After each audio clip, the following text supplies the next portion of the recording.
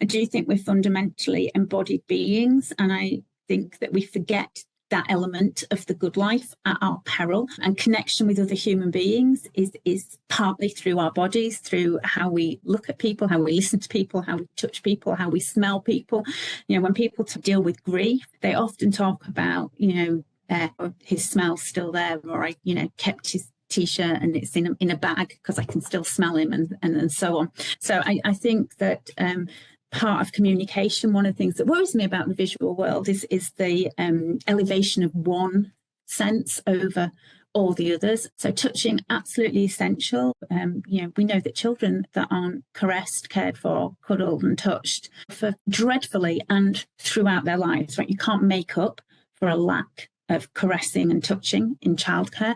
And I think that we forget that far too often as we become adults. So, you're absolutely right. Unwanted touch is absolutely horrific. And for the reasons that touch is important, it is intimate, and should happen, I think, in other ways than just the medical touch or just the sexual touch. And I think the beauty touch is one of those socially sanctioned forms of touching that people are comfortable with.